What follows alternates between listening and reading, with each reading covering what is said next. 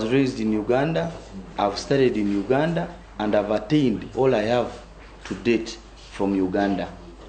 Many people would ask, why does a businessman all of a sudden, why has he decided to come out and write a book, Success and Failure Based on Reason and Reality?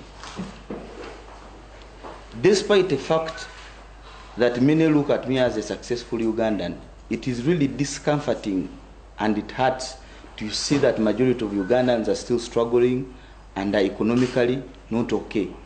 A fact that needs a collective effort from all Ugandans to see that sincerely we can develop ourselves as individuals as well as our nation.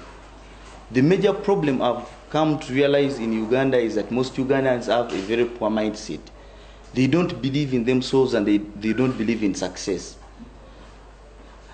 So many of my friends have approached me from time and time and have asked me, how I'm at such an early age, just at the age of 34, how have you managed to accumulate all this income? A question I cannot answer in a few statements or just a simple statement. That's one of the reasons as to why I decided to sit down and write this book. This book is not about me. I don't feel that special that others should read about me. But it's like a gift to my fellow countrymen and countrywomen so that they can start thinking progressively towards success. That is individual success and success of and development of our country at large. Sincerely, when you look at majority of Ugandans, especially their youth, they don't believe in themselves. They have this dependency syndrome. They believe, they look at becoming successful as a miracle. Anything, they have this tendency of a narrow thought that being successful is almost impossible. If I can do it, so can other Ugandans. Most people have attributed my success to government and politicians, which is completely wrong. I look at that as a very weak element, whereby someone is just trying to justify his poor status and gain comfort in being a failure, which is totally wrong. I urge all my fellow Ugandans that it is possible, and yes, we can do it. All of us can be successful. Another reason as to why I've written this book, it is useless in most cases if you have some little bit of knowledge towards success and you don't share. So I saw it reasonable and prudent to me that I should share, first of all, my success story with my fellow Ugandan, and equally give an idea on how I think someone can indeed change their mindset towards success instead of failure. This book has got approximately 16 chapters, but all these chapters are from my personal experience. This is a personal opinion. It may be a fact or not a fact depending on the reasoning capacity of the reader.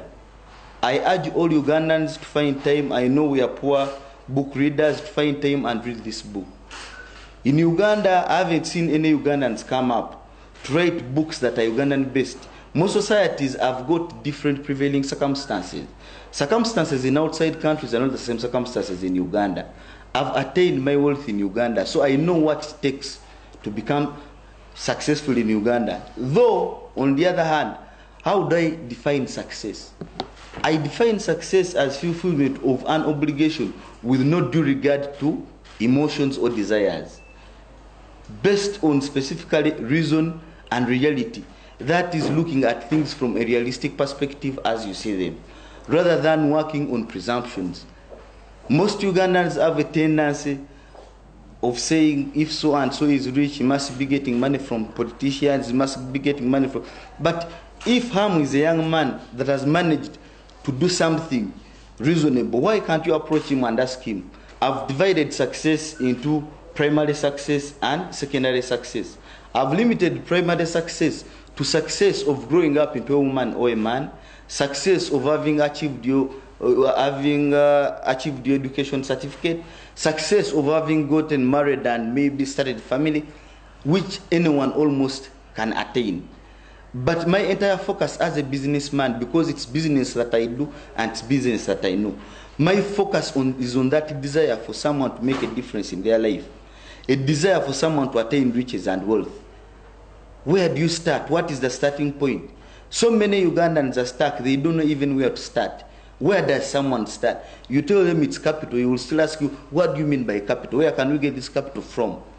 When they look at me, they will say, their fathers were rich. They gave them money. No. When you look at the family tree, of my success, you find that my father was born deep down in a village in Masaka called Lukedere.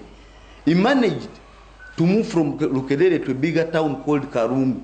From Karungu, he moved to Masaka. From Masaka, he then came to Kampala. Most of you have been born here in Kampala. My father didn't have the education that he has given me. So all these contribute to my... But he challenged me the moment he brought us right from down deep into the village up to here. He has educated us despite the fact that he didn't attain all that level of education like I have today. So he gave me a challenge. That's one of the driving factors that are driving me focus. If my father did all this for me, I shouldn't step on the surface as well. I should do better than him. That is why you find I've gone as far as investing in the States, trading as Ham International UK Limited. I've got properties in the States. I've got properties in the UK. Most of you have been in Manchester. I've got a very huge building in Manchester. Trading as Ham International UK Limited. The sky is the limit, but it all goes back to reason. Everyone has got a brain. And I feel it is your responsibility to exploit and explore that brain to start thinking progressively towards success, not failure. There is a very big difference between knowledge and being wise. I've come to realize that most Ugandans are knowledgeable about all the best factors in life. He knows the most expensive countries, the richest countries, the most expensive cars, the best houses in the world. So they are so knowledgeable. But a wise person is he who can apply the little knowledge he has productively towards success. Most Ugandans don't have that. So, someone just posted a cover of this book on Facebook.